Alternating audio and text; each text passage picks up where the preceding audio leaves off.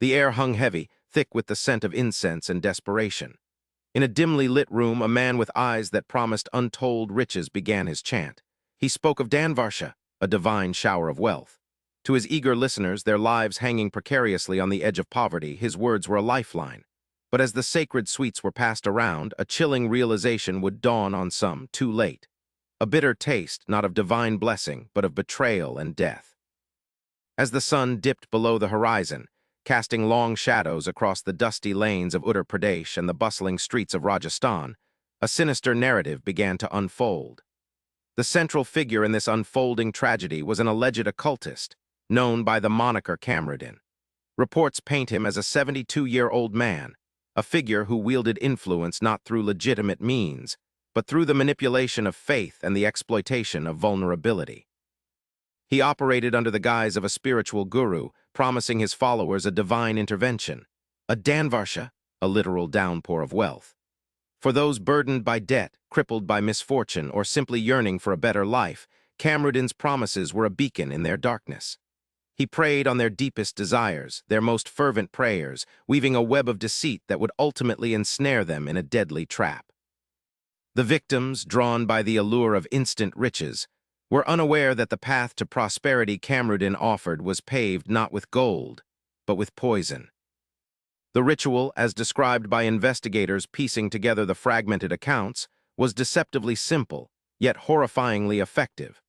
Kamrudin would invite desperate individuals, often those he had identified as financially struggling, to participate in his Dhanvarsha ceremony. These gatherings typically took place in secluded locations, away from prying eyes. He would begin by performing elaborate rituals, invoking deities and speaking of astrological alignments that would supposedly usher in an era of unprecedented prosperity for his followers. The climax of these ceremonies involved the distribution of special sweets and beverages, often prepared by Kamrudin himself or under his direct supervision. These were not ordinary treats. They were laced with a potent, fast-acting poison. The victims, trusting their guru implicitly, would consume the poisoned offerings, believing they were partaking in a sacred act that would unlock their financial destinies. As the poison took hold, inducing symptoms like severe nausea, vomiting, and respiratory distress, Kamrudin would act swiftly. While his victims succumbed to the toxic effects, he would systematically loot their homes, absconding with whatever cash and valuables they possessed. The motive was clear, not spiritual enlightenment, but cold-blooded robbery and murder. The Dhanvarsha was a cruel irony, a shower of death masquerading as a shower of wealth, leaving behind a trail of unanswered questions and shattered lives across multiple states. The first whispers of a pattern emerged from the quiet villages of Uttar Pradesh. Several unexplained deaths, initially attributed to natural causes or food poisoning, began to raise eyebrows. Families, grieving their lost loved ones, found themselves unable to reconcile the suddenness and severity of the illnesses.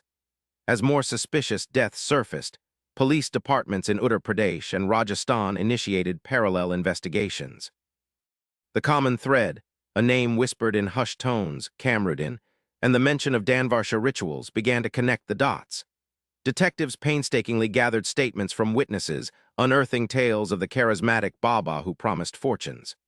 Forensic reports from the autopsies confirmed the presence of a toxic substance in the victims' bodies, a poison that matched the profile of those used in similar, albeit smaller-scale, criminal activities.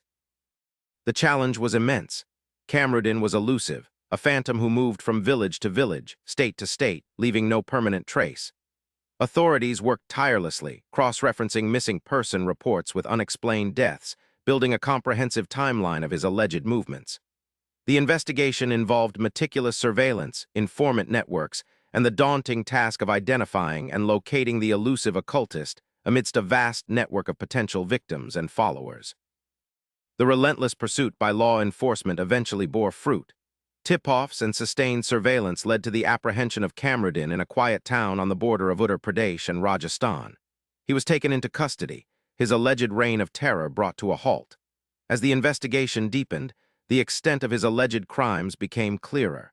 Police were able to link him to a string of deaths spanning multiple states, each orchestrated with the same chilling modus operandi. While Kamrudin has been apprehended, The legal process is ongoing. Prosecutors are building a case based on the evidence gathered, including forensic reports, witness testimonies, and the recovered loot from some of his alleged victims. The accused maintains his innocence, a claim that stands in stark contrast to the harrowing accounts of the families who lost everything. The courts will now meticulously examine the evidence to determine his guilt or innocence. The case serves as a stark reminder of the dangers of blind faith and the exploitation of vulnerable individuals by those who prey on their desperation for financial security. The wheels of justice turn slowly, but the hope remains that Kamrudin will be held accountable for the lives allegedly lost and the suffering he inflicted. The Dhanvarsha Ritual Murders leave us with a chilling question. In our pursuit of prosperity, how easily can we fall prey to deception? The lure of quick riches blinded many, but it was the calculated malice of one man that extinguished their hopes. This story is a somber testament to the dark corners of human desperation and the cunning that can exploit it. As we reflect on this case, we must ask ourselves, what safeguards can we build against such insidious manipulation? Share your thoughts in the comments below.